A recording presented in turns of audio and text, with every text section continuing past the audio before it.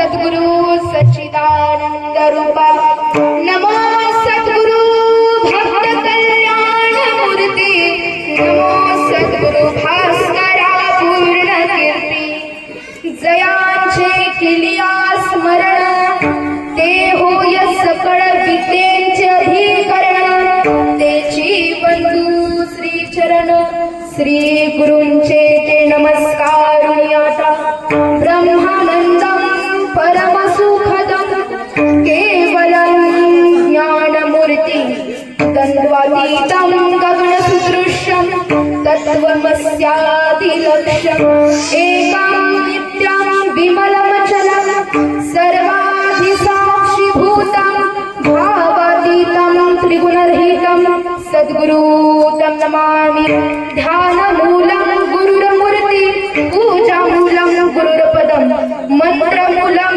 गुरुर्वाक्यं मोक्षमूलं गुरुर्कृपा गुरुर्ब्रह्मा गुरुर्विष्णु गुरुर्देवो महेश्वरा गुरुर्साक्षात् परब्रह्म तस्मै श्री गुरवे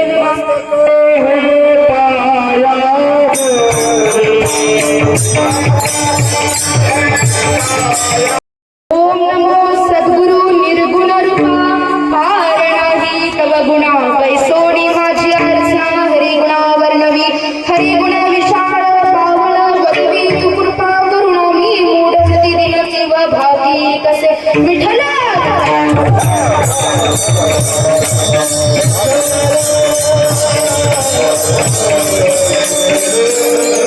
क्षणोक्षणी हाची करावा विचार तरावया पार भव सिंधू नाशिवंत देहा जाणार सकळ आयुष्य तो काळ सावधान संत समागमी धरावी आवडी करावी तातडी परमार्थाची नाशिवंत देह जाणार सकळ आयुष्य खातो काळ सावधान तुका म्हणे इह लोकीच्या व्यवहारे नका डोळे धुरे भरून राहो नाशिवंत देह जाणार सकळ आयुष्य खातो काळ सावधान प्रस्तुत प्रसंगी प्राप्त सेवेकरता निवडलेला अभंग ज्यांच्या मुखामध्ये ज्यांच्या वाणीमध्ये सूर्याची प्रखरता चंद्राची शीतलता आकाशाची विशालता समुद्राची अथांगता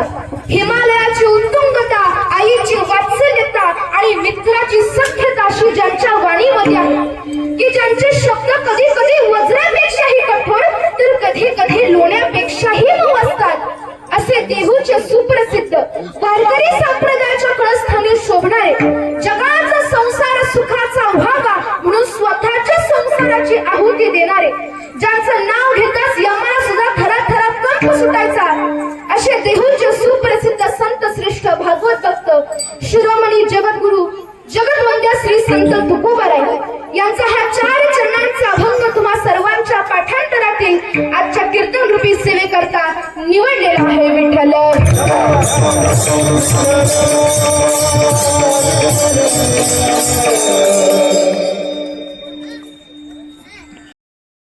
कीर्तनकाराला गत कशी झाले सांगू का अवघे तरी म्हणा सकवाची ठकवाची अवघे तरी म्हणा सांगू का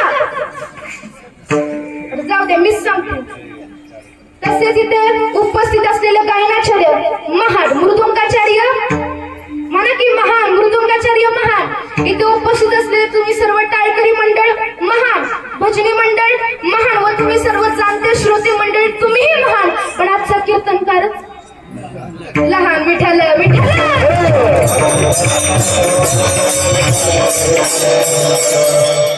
आता हे काय बघू नका ही ह्याची उंची किती ही बोलते किती ही किती असल्याचा काहीही विचार करू नका जे मी सांगतोय तेवढंच लक्षात घ्या आणि तेवढंच घरी घेऊन जावा विठ्ठल विठ्ठल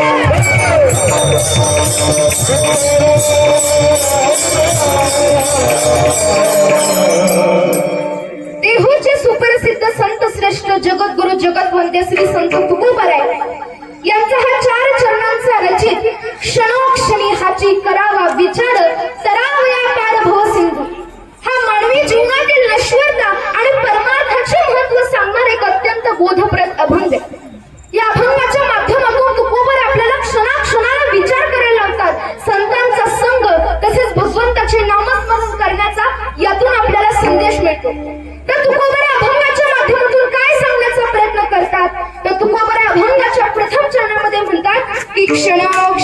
देहाची करावा विचार तरावया पार भव सिंधू.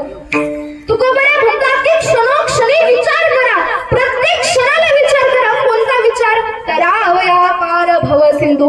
हा भवसिंधू म्हणजे संसार रूपी दुःखाचा सागर आपण कसा करून जाऊ शकतो याचा विचार प्रत्येक क्षणाला करायला हवा. पुढे तुकोबरा अभंगाच्या द्वितीय चरणामध्ये म्हणतात, नाशिवंत देह जाणार सकळ आयुष्य खातो काळ सावधान. तुकोबरा म्हणतात की हा जो देह आहे, हे जे शरीर आहे ते नाशिवंत आहे, अशाश्वत आहे आणि कधी ना कधी हे नष्ट होणार आहे. आणि जो काळ आहे ते आपलं आयुष्य संपवत आहे. म्हणून राहिलेला जो वेळ आहे त्याचा आपण सदुपयोग करून भक्तीकडे वळायला हवं. पुढे तुकोबरा अभंगाच्या तृतीय चरणामध्ये म्हणतात, संत समागमी धरावी आवडी करावी तातडी परमार्थाची. तुकोबरा म्हणतात की संतांचा संग करा आणि संतांच्या संगतीत राहून आपला परमार्थ कसा लवकरात लवकर साध्य करता येईल, आपलं जीवन कसं सार्थक करता येईल याचा विचार करायला हवा. पुढे तुकोबरा अभंगाच्या चौथ्या चरणामध्ये म्हणतात, तुका म्हणे इहा लोकीच्या व्यवहारे नका डोळे भुरे भरून राहा. तुकोबरा अभंगाच्या शेवटच्या चरणामध्ये म्हणतात की तुम्ही संसार करत असताना त्यामध्ये इतकं पण गुरफटून जाऊ नका. प्रपंच करत असताना त्यामध्ये जी मोहाची धूळ आहे ती आपल्या डोळ्यावर पडता कामा नये. या अभंगाच्या माध्यमातून तुकोबरा एवढंच सांगण्याचा प्रयत्न करतात की जीवनाची अनिश्चितता लक्षात घेऊन, आता आपल्या जीवनामध्ये कोणती गोष्ट निश्चित आहे का महाराज? आज काय होईल, उद्या काय होईल आपण सांगू शकत नाही. म्हणजे हे अनिश्चित आहे आणि जीवनाची हीच अनिश्चितता लक्षात घेऊन आपण प्रत्येक क्षणाला भवसिंधू पार करण्याचा विचार करायला हवा. संतांचा संग करायला हवा, भगवंताचं नामस्मरण करायला हवं आणि संसाराच्या अतिरेकी मोहापासून दूर राहायला हवं. हाच संदेश आपल्याला या अभंगाच्या माध्यमातून मिळतो. आता हा झाला अभंगाचा सरळ सोपा भावार्थ. एकदा का तुम्हाला सरळ सोपा भावार्थ समजला की अभंगाचं निरूपण पण समजून जाईल. विठ्ठल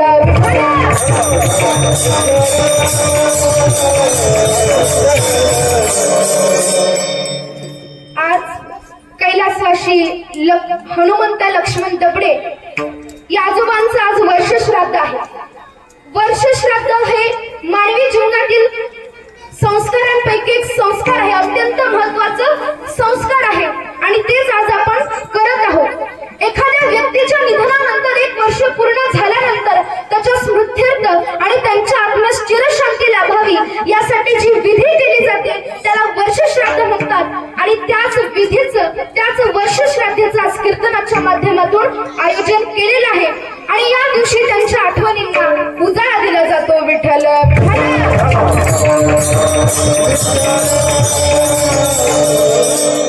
आता आज कैलासवासी हनुमंत लक्ष्मण दबडे या आजोबांचं आज वर्षश्राद्ध होणार होतं. हे आपल्याला 1.5 महिना अगोदर, 1 आठवड्या अगोदर, नव्हे 2 दिवस अगोदर तर माहितच असणार की बाबा या आजोबांचं या ठिकाणी या वेळेमध्ये वर्षश्राद्ध होणार आहे. पण इथे आल्यानंतर कधी मनामध्ये विचार आला का की ज्याप्रमाणे या आजोबांचं आता वर्षश्राद्ध होत आहे त्याचप्रमाणे आपलाही कार्यक्रम आधी होणार आहे? विचार आला का कधी मनामध्ये की आपलाही कधी ना कधी असा कार्यक्रम होणार आहे? नाही आला का? कारण की मनुष्य जीवनामध्ये 2च गोष्टीला विसरलेला आहे. सखवाजी ठोकवाजी ऐकताय ना? नाही ऐकताय का? आता असं नको की तुम्ही करा किती बी वटवट, आम्ही मात्र निबरघट, आम्ही ऐकणार नाही म्हणू नका, तेवढा ऐका. म्हणजेच काय की मनुष्य जीवनामध्ये 2 गोष्टींना विसरला आहे. आजची पहिली म्हणजे भगवंत आणि दुसरी म्हणजे मृत्यू. आता ज्याने जन्मास घातले अवघे ब्रह्मांड निर्माण केले त्यासी नाही ओळखले कोची पतित, म्हणून देव ओळखावा कर्म सार्थकी करावा न कळत सत्संग धरावा. म्हणजे काय? सत्संग म्हणजे हा संतांचा संघ. तुमच्या भगवंताने हे ब्रह्मांड निर्माण केलं, हे त्रैलोक्य निर्माण केलं, तुम्हाला सर्वांना जन्माला घातलं, त्याच भगवंताला आज आपण विसरलेलं आहे. आपल्याला वाटतं हे झाले कुणामुळे झाले? माझ्यामुळे झाले. ते कोणी केले? मी केले. सर्वता आपण मी म्हणतो, पण भगवंताच्या सत्य वाचून झाडाचं पान देखील हलू शकत नाही. बरोबर का?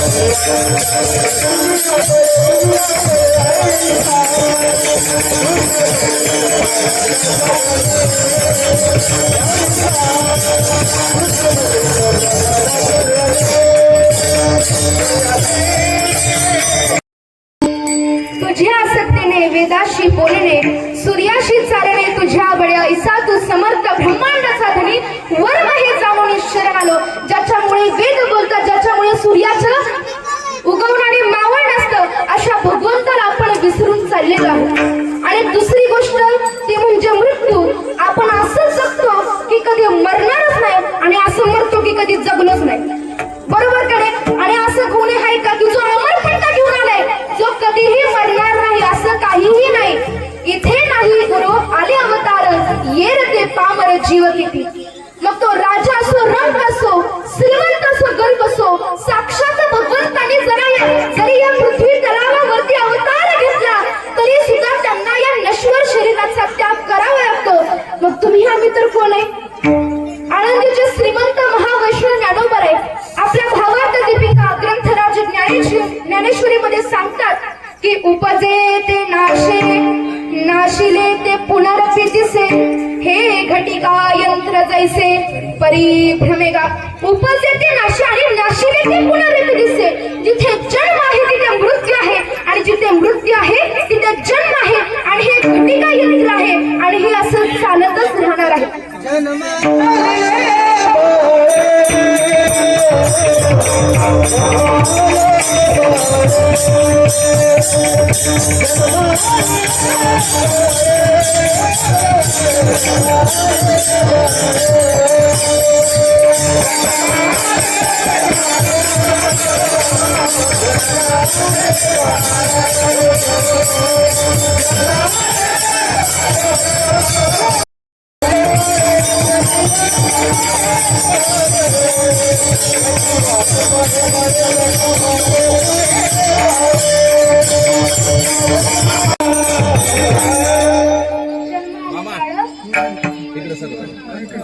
त्याची वाट पाहे काळ म्हणजे काय? एकदा बाळाचा जन्म झाला परत ते शरीर बदलत राहतं आणि शेवटला त्याचा सुद्धा मृत्यू होतो. ज्ञानोबा म्हणतात की जैसे जीर्ण वस्त्र सांडीजे मग नूतन वेढीजे तैसे देहांतरा ते स्वीकारीजे चैतन्यनाथे. ज्याप्रमाणे अंगावरची वस्त्र जुनी झाल्यानंतर त्याचे दोरे कुजल्यानंतर आपण ते वस्त्र फेकून देतो आणि नवीन वस्त्र परिधान करतो. पण शरीर किती असतं? शरीर बदलतो का? शरीर एकच असतं. त्याचप्रमाणे या शरीरामध्ये वास करणारा आत्मा चैतन्य स्वरूप आहे हा एकच आहे. फक्त हा जो देह आहे तो बदलत राहणार आहे. आणि आपले पंजोबा गेले आपले आजोबा गेले असतील आणि आपले बाप पण गेला असेल मग आपल्याला सुद्धा जावं लागणार आहे.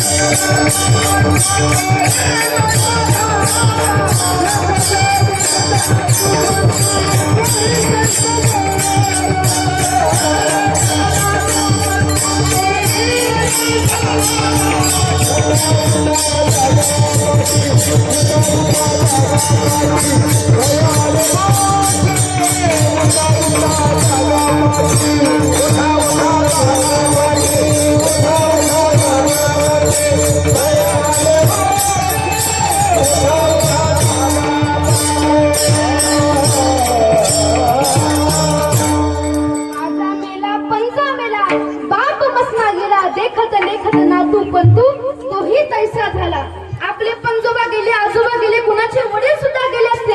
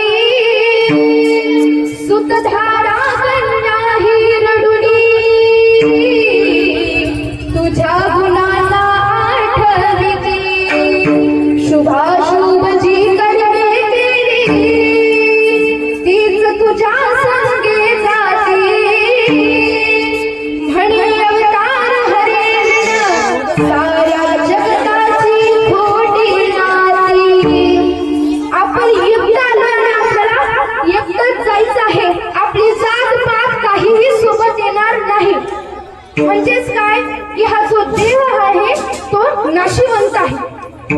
मग आता आपल्याला हा मनुष्य जन्म भेटलेला आहे आणि हा मनुष्य जन्म खूप दुर्मिळ आहे आणि पांडुरंगाच्या कृपेने जन्मोजन्मी आम्ही बहुपुण्य केले, तेव्हा या विठ्ठले कृपा केली, विठ्ठलाची कृपा झाली, आम्ही जन्मोजन्मी बहुपुण्य केलं, तेव्हा आपल्याला मनुष्यासारखा हिऱ्या समान असा जन्म भेटलेला आहे. आता आपण खूप भाग्यवान आहोत का सांगू का? आजी सांगू का? आजोबा सांगू का? आपला अशा भूमीमध्ये जन्म झाला जिथे संत ज्ञानोबा आहे, संत तुकोबा आहे, संत जनाबाई, संत सुकुबाई यासारख्या 18 पगार जातीमध्ये जन्म घेणाऱ्या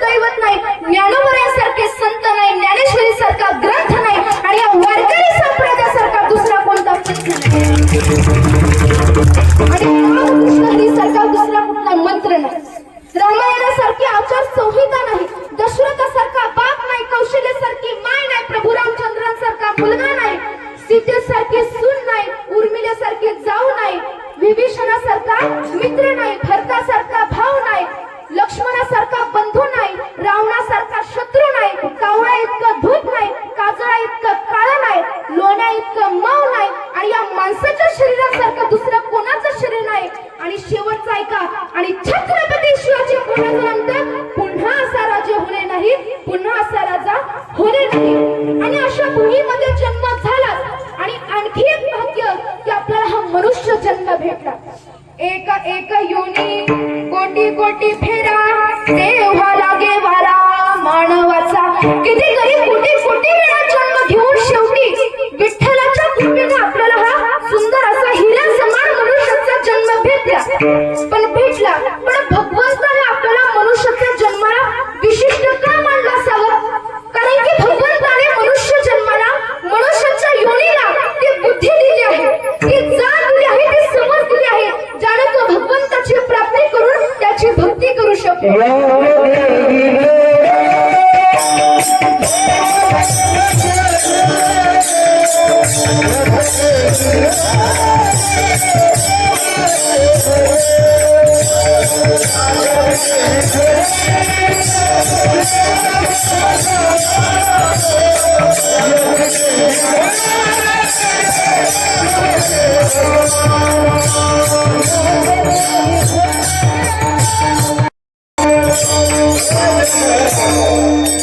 एकदा टाळ्या जोर द्या,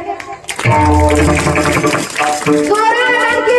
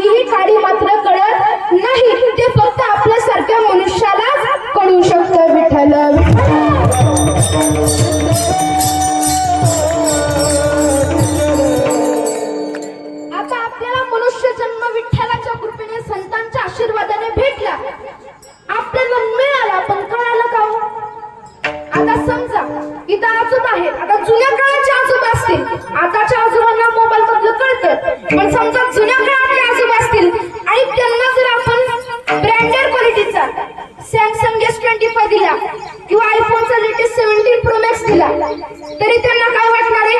साधं डबडच आहे, याचा काय उपयोग नाही. पण आपल्याला माहिती ती किती महाग असतं, त्यामध्ये किती म्हणजे सगळं किती भारी असतं. म्हणजे त्या आजोबांना जरी फोन मिळाला पण कळायला कळावं नाही कळणार. आणखी एक दृष्टांत सांगतो. माग दिसतोय ना मी आबा तात्या नाना सखुवाजी ठुकवाजी सगळ्यांनी इकडे लक्ष द्या. आपल्याला मिळालंय पण कळालं नाही. कसं एक दृष्टांत सांगतो.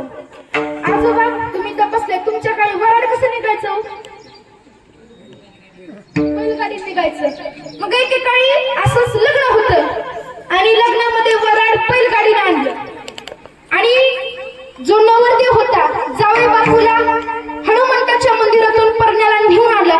आता तुम्ही म्हणाल ह्याला एवढं कसं काय माहित? मला काय माहित नाही. मला संसाराचा अनुभव नाही आणि मला लग्नाचाही अनुभव नाही. मला हे माझ्या आजोबांकडून कळलेलं आहे. मग त्यावेळेस काय झालं? जावई बापूंना हनुमंताच्या मंदिरातून परण्याला घेऊन आणलं आणि परत बामण काय तयारच होते. नवरीचे मामा नवरीला घेऊन या, नवरदेवाचे मामा नवरदेवाला घेऊन या. असंच असतं ना, आमच्याकडे तर असंच असतं. मग असं म्हटल्यानंतर नवरीच्या मामाने नवरीला आणलं आणि नवरदेवाच्या मामाने नवरदेवाला आणलं. आता मध्ये अंतर का धरला? आता बामण काका म्हणणारच होते त्यावर जावई बापू रुसून बसले, बाजूला आले आणि रुसून बसले. आता सासरी बुवा त्यांच्याकडे गेले आणि म्हणाले, काय हो जावई बापू असं का? आता मुहूर्त चाललाय, सगळे पाहुणे मंडळ आहेत आणि तुम्ही असं का रुसून बसलाय? मग जावई बापू म्हणाले, लक्ष देत नाही ना? जावई बापू म्हणाले, मला रेडिओ पाहिजे आणि जर मला रेडिओ भेटला नाही. आता तुमच्या काही मागण्या कशाच्या असायच्या? आजोबा तुमच्या काही मागण्या कशाच्या असायच्या? सायकल, रेडिओ, घड्याळ असायचं ना. मग तसंच जावई बापूने हट्ट धरला. आताच्या पोरांनी काय हट्ट धरून काय, कारण की पुरी भेटायचंच अवघड झाले. मला जेवढं दिसतं तेवढं मी सांगितलं, मला काय एवढं त्यातलं माहित नाही. मग तसंच जावई बापूने हट्ट धरला, मला रेडिओ पाहिजे नाही तर मी लग्न करणार नाही. मग सासरी बुवा म्हणाले, अहो जावई बापू आता सगळी पाहुणी मंडळी आले ती, लग्नाचा मुहूर्त टळ चालाय, बामण काका सुद्धा मंगलाष्टकी सोबत तयार आहेत आणि तुम्ही असं रुसून बसलाय. तुम्हाला रेडिओ पाहिजे ना, मी तुम्हाला देतो. लग्न झाल्यानंतर 5-6 दिवसांनी इती जाती असते ना, इती जातीला बोलवतो आणि तेव्हा तुमचा रेडिओ देऊन टाकतो. आता असं म्हटल्यानंतर जावई बापू खुश झाले, त्यांना ही गोष्ट मान्य झाली. मग आता मध्ये अंतरपात धरला आणि बामण काकाचं सुरू झालं, स्वस्ती श्री गणनायकं गजमुखं मोरेश्वरं सिद्धिदं. आता पुढे तुम्हाला माहिती, शुभ मंगल सावधान. झाला अक्षता पडल्या, लग्न झालं आणि लग्न झाल्यानंतर सगळे कार्यक्रम झाल्यानंतर जावई बापूला येते जातीला कोणी बोलवलं? सासरे बुवांनी बोलवलं आणि आता जावई बापू सासरवाडीला गेले. जरा लाजत होते. मग आता सासरे बुवांनी जावई बापूंचा मानपान केला, जेवायला घातलं आणि परत रेडिओ देऊन टाकला. आता जावई बापूला रेडिओ मिळाल्यानंतर त्यांचा काय आनंद गगनाला मावेना, लय खुश झालं आणि आपला थाटच वेगळा, कारण की सासरी बुवांनी हट्ट पूर्ण केलाय. आता आधीच्या काळी भांडणं काय नव्हती का? नव्हती ना. एकतर बैलगाडीला प्रवास करायचे नाही तर सायकलला. मग तसं जावई बापू सायकल आलं होतं. आता रेडिओ भेटल्यानंतर तो रेडिओ सायकलच्या पुढच्या हँडलला अडकवला आणि जावई बापू निघाले. तुम्ही पीके पिक्चर बघितलाय का? होय तरी पण त्यामध्ये ते कसं आमिर खान दिसत होता तसा ती जावई बापू दिसत होता आणि ती सायकलला प्रवास करायला लागला. लक्ष देता ना, देताय ना. मग आता जावई बापू कुठे गेलं? गावात गेलं आणि गावात गेल्यानंतर आवाज त्यातनं यायला लागला, हे सोलापूरचे आकाशवाणीचे केंद्र आहे, हे पुण्याचे आकाशवाणीचे केंद्र आहे, हे ढवळसचे आकाशवाणीचे केंद्र आहे. असा आवाज निघायचा रेडिओ म्हटलं आणि असा आवाज निघाल्यानंतर सगळी लोक जमा झाली आणि विचारायला लागली, होय ग तुला रेडिओ कुणी दिला? त्याचा थाटच होता, सासरी बुवांनी दिलाय. ती म्हणाली, चांगले सासरी बुवांनी दिलाय, पण ह्यामध्ये ना ती बाई बाबाशी कशी जाऊन कशी बोलत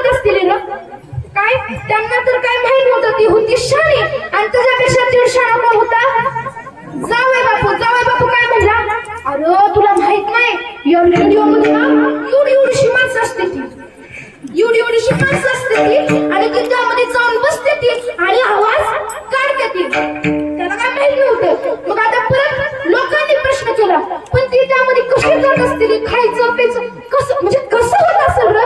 मग जावई बापू म्हणाला, आपल्याला काय करायचंय, ऐकाय भेटलं कामापुरतं म्हणजे बाद झालं. आता सगळीकडे लोक हीच विचारायची, ती पण थाटामाटाने हीच सांगायचा. मग एके दिवशी काय झालं, जावई बापू शेतामध्ये दारी धरायला गेले आणि पहिल्या सरीला पाणी द्यायचं म्हटल्यानंतर ते दुसऱ्या सरीत रेडिओ ठेवायचे. परत दुसऱ्या सरीला पाणी द्यायचं म्हटल्यानंतर तिसऱ्या सरीमध्ये रेडिओ ठेवायचे. मग आता तिसऱ्या सरीला जावई बापूंनी पाणी लावलं आणि अर्धा तास ती सरी भिजोस्तर वाट पाहत थांबले आणि तेव्हा रेडिओ मधून परत आवाज निघायचा, हे ढवळ्याचे आकाशवाणीचे केंद्र आहे, हे पुण्याचे आकाशवाणीचे केंद्र आहे, असा त्यातून आवाज निघायचा. आणि मग अर्धा तास जावई बापू असंच बसले होते, पण सरी काय भिजणार. आणि जावई बापूंनी परत उठून पाहिलं तर काय दिसलं त्यांना, त्या सरीतलं पाणी फुटून दुसरीकडेच कुठे तर गेलं होतं. मग आता जावई बापूला आला राग. त्यांनी घेतला रेडिओ हातामध्ये आणि म्हणाल, तू सोलापूरचं सांग, तू सोलापूरचं सांगतो, तू पुण्याचं सांगतो, लगा लगा तू ढवळच सांगतो, पण इथं माझ्या रानातल्या सरीचं पाणी दुसरीकडे काय फुटलंय हे तू सांगणार. म्हणून धाडच्या रेडिओ फोडून टाकला. रेडिओचं 2 तुकडं झालं. उपयोग झाला का? खरं सांगा, झाला का उपयोग? इतका हट्ट केला सासरी बुवांनी ती पुरवलं सुद्धा, पण त्या रेडिओ त्या जावई बापूला मिळाला, पण कळाला का? नाही कळाला. तसंच सिद्धांत असा की आपल्याला मनुष्याचा जन्म भेटला पण कळाला नाही. मग संतांना हा मनुष्य जन्म भेटला आणि कळाला, म्हणून त्यांनी प्रत्येक क्षणाला विचार केला. कोणता विचार? अभंगाचे प्रथम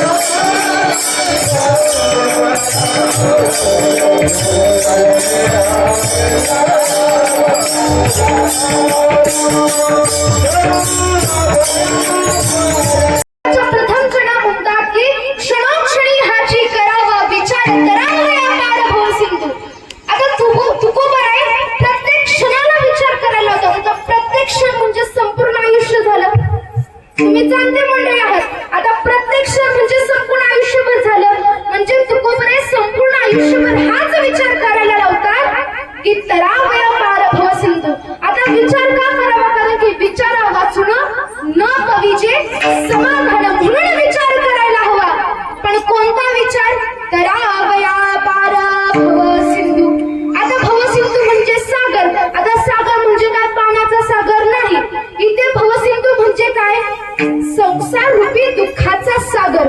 तुकोबरा म्हणतात की हा संसार रूपी दुःखाचा सागर आपण कसा तरुण राहू शकतो याचा विचार आपण प्रत्येक क्षणाला करायला हवा.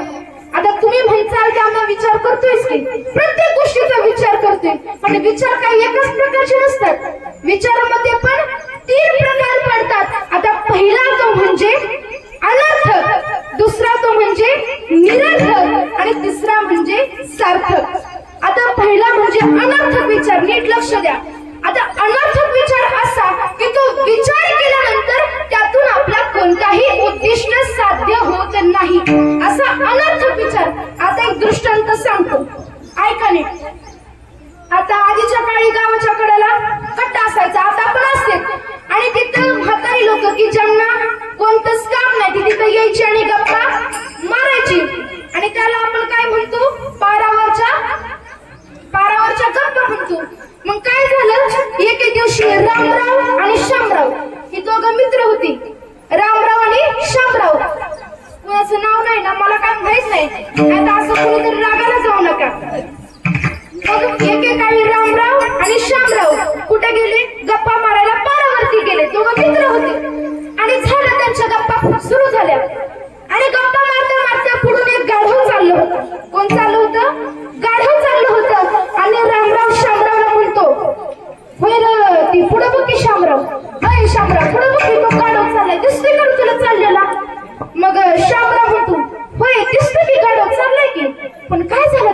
बसायचं. मग रामराव म्हणतो हे गाढव चाललंय खरं, पण याच्या अंगावरती किती केस असतील र, किती केस असतील.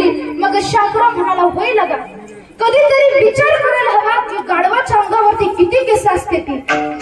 आता गाढवाच्या अंगावरती केस असू किंवा नसू, आणि जरी असली आणि जरी त्यांनी ती मोजली तरी त्याचा त्यांना काय फायदा आहे का, आहे का, किंवा त्यातून त्यांचं काय उद्दिष्ट साध्य होतंय का, नाही होत. म्हणजेच हा विचार कसला झाला, अनर्थ विचार झाला. आता काय वेळ पुढेच तिथं झाडावरती कावळा इथून काव काव करत बसतो आणि हे आवाज जातो शामरावच्या कानावरती आणि शामराव रामरावला म्हणतो अरे बरं की तो कावळा बसला दिसतोय का तुला. मग रामराव म्हणाला होय लगा दिसतोय की, पण काय झालं त्या कावळ्याचं.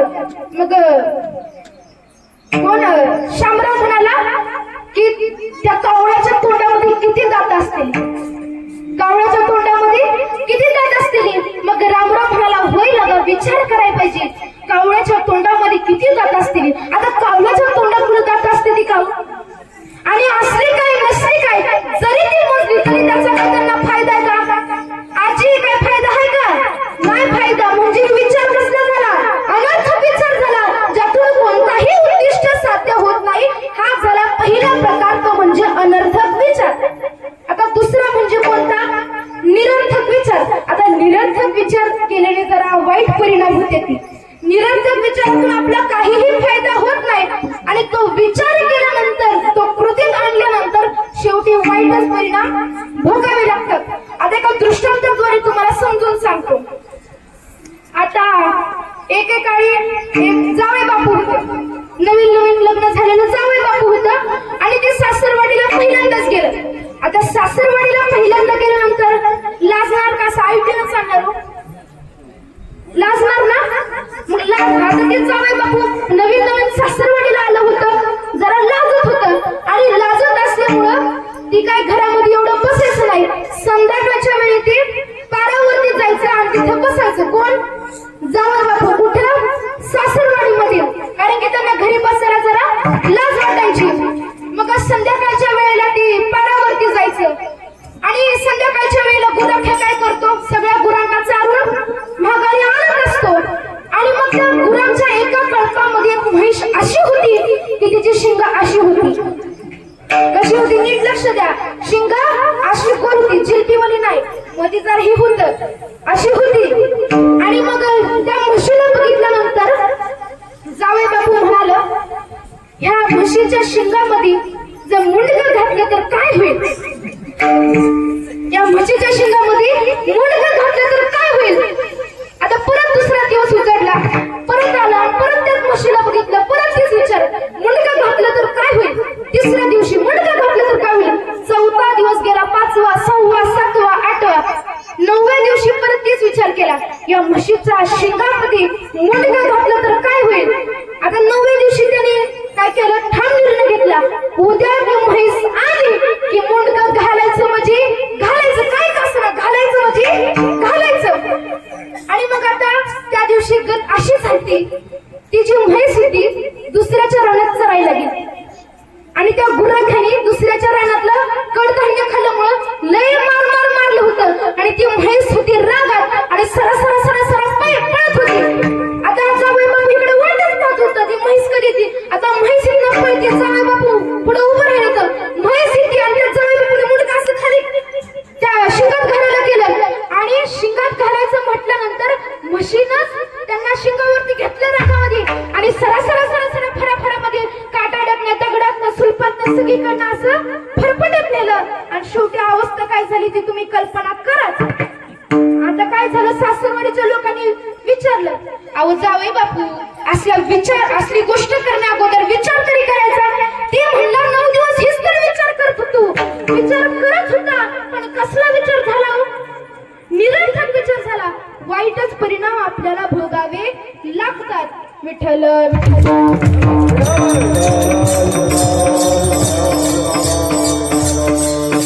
आता तिसऱ्या प्रकारचा विचार तो म्हणजे सार्थक विचार. जो विचार साधू संतांनी केला आणि त्यांच्या जीवनाचं सार्थक झालं, तो सार्थक विचार करणं अत्यंत महत्वाचं आहे.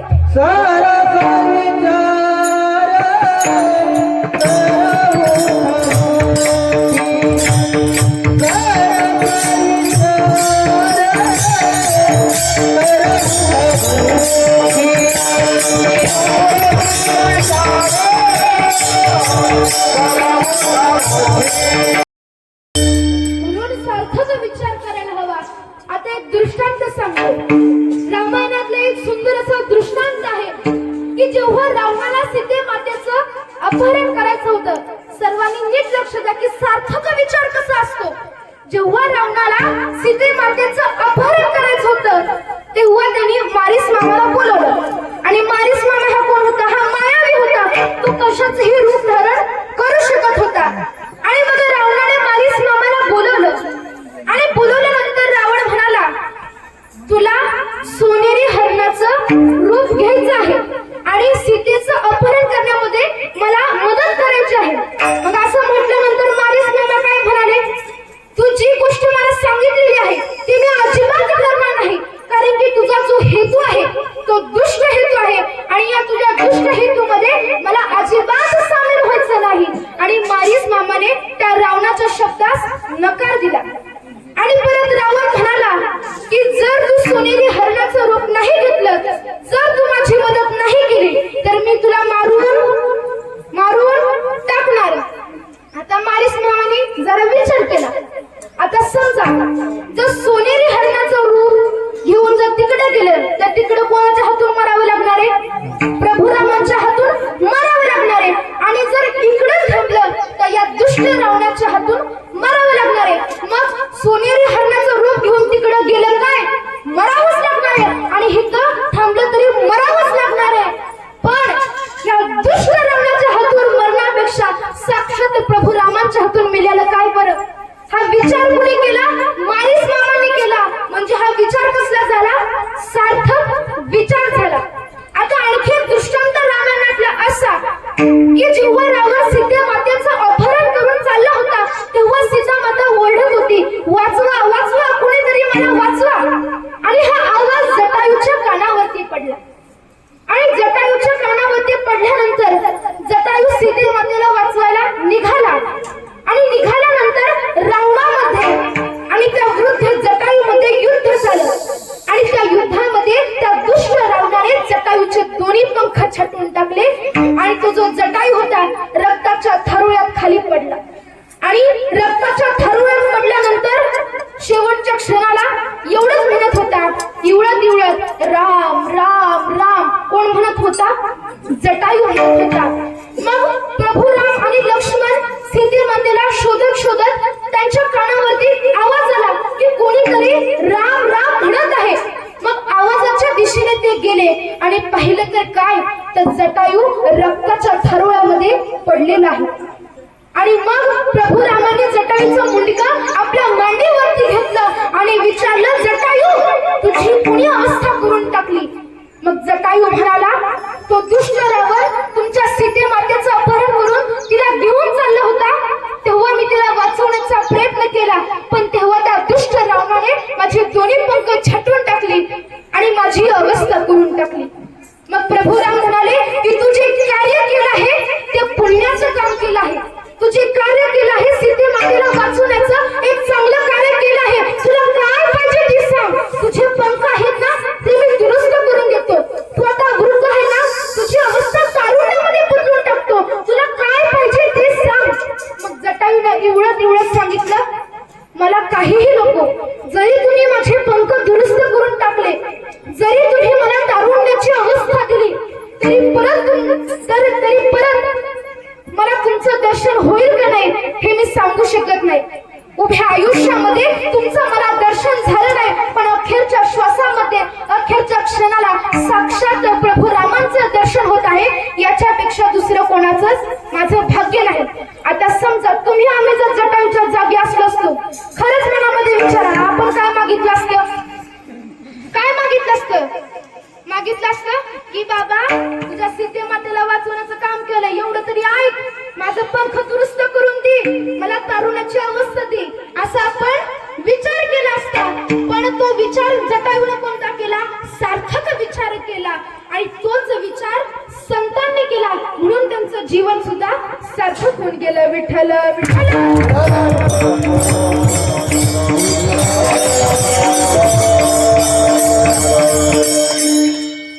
आता तुकोबरे म्हणतात की क्षणाक्षणाला विचार करावा. मग तुकोबरे असं काय म्हणत की वर्षाला विचार करावा, महिन्याला विचार करावा, आठवड्याला विचार करावा, दिवसाला विचार करावा.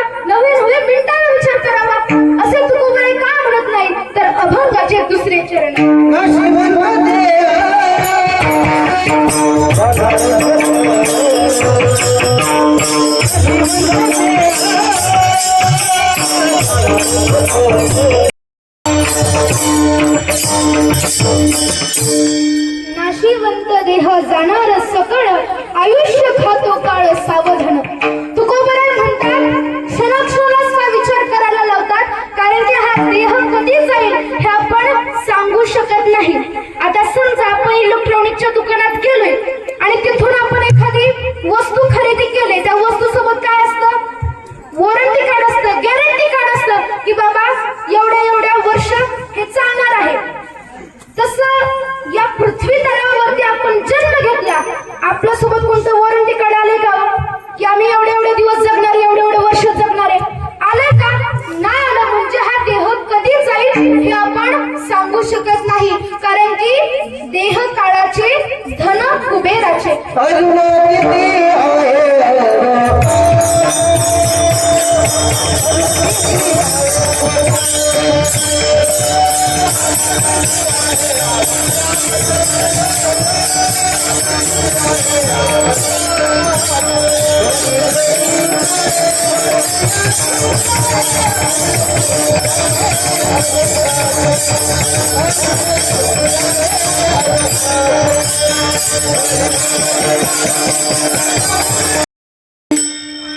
देह जाईल जाईल त्यासी काळोबा खाईल, हे प्रमाण सुद्धा संत देतात.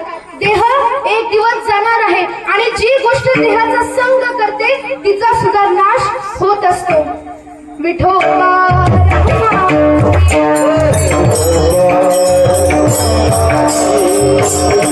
तुम्हा सर्वांनाही कळणं अत्यंत महत्वाचं आहे. बाप म्हणजे काय सगळ्यांनी नीट ऐका. आपल्या वडिलांना आपल्या डोळ्यासमोर ठेवा आणि एकदा विचार करा की बाप म्हणजे काय असतो. बाप म्हणजे जगण्याचं माप आहे. बाप म्हणजे जगण्याचं माप आहे, पाठीवरची थाप आहे. जो कितीही रागवला तरी ज्याची माया अमाप आहे तो म्हणजे बाप आहे. बाप म्हणजे ध्येयाकडे नेणारी शिडी आहे. बाप म्हणजे संकटातून पार करणारी होडी आहे. जो कितीही तिखट वागला तरी ज्याची आयुष्यभराची गोडी आहे तो म्हणजे बाप आहे. बाप म्हणजे शिस्तबद्ध धाक आहे. जगणं आपोआप आहे आणि या समुद्ररूपी आयुष्यात दीपस्तंभाची झाक आहे तो म्हणजे बाप आहे. आणि हा बाप ज्याला कळला त्याचं आयुष्य सार्थक होऊन गेलं. माय बापांना आई आणि वडील या दोन्ही शब्दांचं आपल्या जीवनामध्ये अनन्यसाधारण महत्व असतं. आई जन्म देते, प्रेम करते, सांभाळ करते, माया लावते म्हणून ती जवळची असते. पण आपल्या मुलाचं भलं व्हावं यासाठी प्रत्येक आयुष्याच्या वळणावर खस्ता खाणारा असतो तो म्हणजे बाप. आपल्या मुलांच्या पाठीमागं उभा राहणारा असतो तो म्हणजे बाप. आणि कितीही केलं तरी बापाचं प्रेम हे दुर्लक्षितच राहत असतं. बापामुळे घराला घरपण असतं. आपल्या कडक शब्दांनी मुलांचं आयुष्य घडवण्याचं काम बाप करत असतो. एक कविता ऐका, त्या सुंदर अशा कवीने लिहिलेली आहे. आपल्या बापाला आपल्या डोळ्यासमोर आणा आणि ती कविता पूर्णपणे ऐका. बापा स्वाभिमानी बाणा बाप कर्णधार कणा, त्याच्या काळजात सुद्धा लाजाळूची संवेदना, त्याची पहाडाची छाती, त्याचे हृदया गुलाब, त्याच्या घामाच्या ठिपाणा हिऱ्या मोत्याचा रुबाब. बाप तलवार ढाल बाप पेटती मशाल,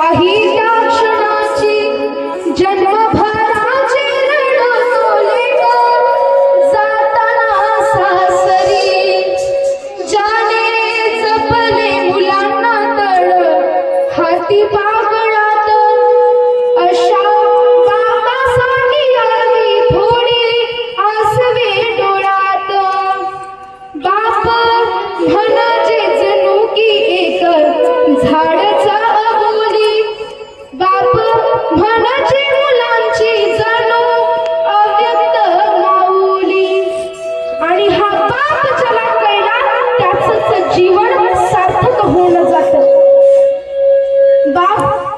बाप एखाद्या फणसासारखा असतो. ज्याप्रमाणे फणसाला बाहेरून खूप काटे असतात पण आतून त्याचा गर कसा असतो, मऊ असतो, तसाच हा बाप असतो. दिसून कितीही कठोर असला तरी त्याच्या उरामध्ये त्याच्या हृदयामध्ये प्रेम असतं. उरामध्ये माया त्याच्या काळ्या मेघावाणी दाखविना कधी पुन्हा डोळ्यातल पाणी. जिजू जिजू संसाराचा गाडा हाकला फंडामध्ये हसू जरी कणा वाकला. घडीभर थांब गड्या ऐक त्याची हाक लई अवघड हाय गड्या मागाय बापार. लई अवघड हाय गड्या मागाय बापार. आज समीर दादा यांचे वडील गेले पण गेल्यावर त्यांना कितीही इच्छा झाली त्यांना मिठी मारायची तरी ते मारू शकतील का? म्हणून आपल्या बापांना सांभाळा. जेव्हा बाप थकतो ना तेव्हा त्याचा आधार करायला हवा. पुन्हा नाही उपयोग आपण कितीही पितर घातलं तरी. म्हणून आता जिवंतपणे बापाची सेवा करायला हवी. समीर दादांनी जिवंतपणे वडिलांची सेवा केली आणि त्यांच्या मृत्यूनंतरही सुंदर अशा वर्षश्राद्धाचं नियोजन केलेलं आहे. म्हणून आपल्याला सुद्धा बाप म्हणजे काही कळणं अत्यंत गरजेचं आहे. बाप नावाचा विठ्ठल जर आपल्या पाठीमागे असला तर आयुष्याचं पंढरपूर सहज गाठता येतं. बरोबर का नाही? म्हणून आणि त्यांच्या मुलांनी याचं आयोजन का केलं? कारण की हनुमंत लक्ष्मण दबडे या आजोबांनी त्यांच्यावरती खूप संस्कार केले. म्हणून मृत्यूनंतरही त्यांनी या सुंदर अशा वर्षश्राद्धाचं आयोजन केलेलं आहे. का?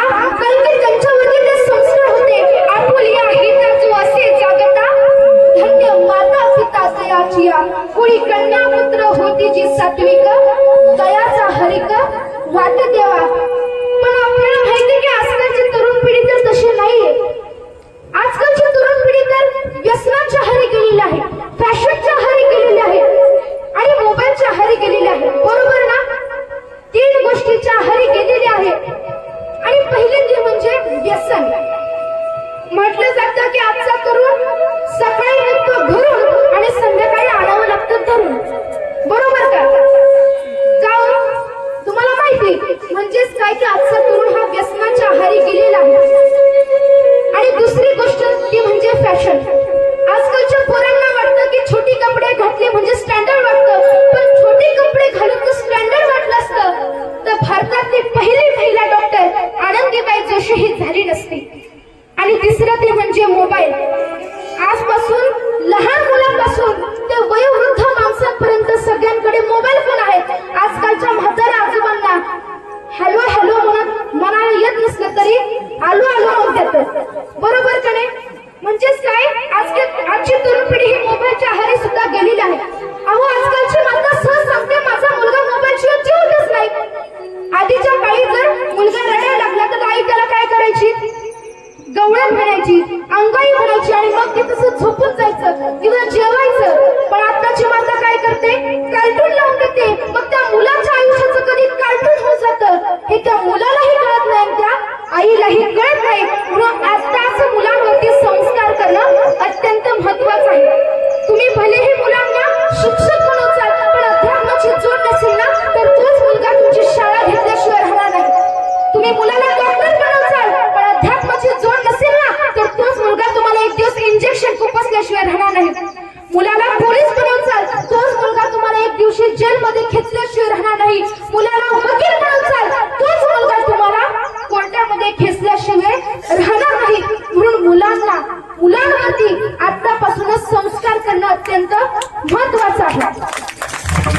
आता लेकरू रडायला लागल्यानंतर आता ती गवळण फेमस झाली कोणती रडू नको बाळा अरे मी पाण्याला जाते रडू नको बाळा अरे मी पाण्याला जाते पाण्याला जाते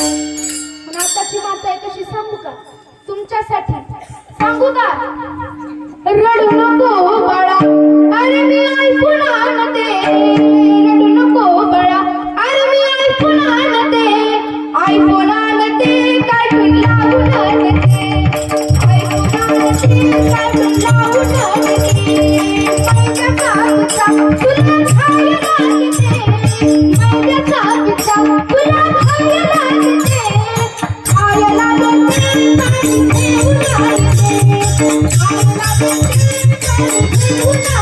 ही आजकालच्या मातांची अवस्था आहे अहो 16व्या वर्षी छत्रपती शिवाजी महाराजांनी स्वराज्याची स्थापना केली 16व्या वर्षी ज्ञानोबारांनी ज्ञानेश्वरी सारखा ग्रंथ रचला आणि आजचा 16 वर्षाचा तरुण काय करतोय गांजा बिडी तंबाखू यासारख्या व्यसनाच्या आहारी गेलेला आहे तुम्हाला वाटतं ना माझा मुलगा छत्रपती शिवरायांसारखा व्हावा त्याआधी तुम्हाला जिजाऊ बनणं अत्यंत महत्वाचं आहे ऐका राष्ट्रमाता जिजाऊंची कथा किती सोसाव्या लागल्या त्यांना व्यथा ऐका राष्ट्रमाता जिजाऊंची कथा किती सोसावी लागल्या त्यांना व्यथा शिवरायांना शिक्षण दिले तत्वज्ञान आणि गाथा शिवरायांना शिक्षण दिले तत्वज्ञान आणि गाथा म्हणून त्यांना म्हटलं जातं राष्ट्रमाता जिजाऊ माता राष्ट्रमाता जिजाऊ माता आता इथून पुढचं तुमच्यासाठी नीट लक्ष द्या आजची माता स्वयंपाक करते व्हॉट्सअप पाहता पाहता आजची माता स्वयंपाक करते इंस्टाग्राम पाहता पाहता चालना तिचा माथा पोरग मारते लाथा आणि म्हणते काय करू मी आता काय करू मी आता ना प्रथमतः इथं आणणं अत्यंत महत्वाचं आहे तुम्ही भलेही मुलाला इंग्लिश मीडियम स्कूल मध्ये टाकचाल पण संस्कार जर त्यांच्या मनावरती पेरायचे असतील तर फक्त या वारकरी संप्रदायामध्ये आणणं अत्यंत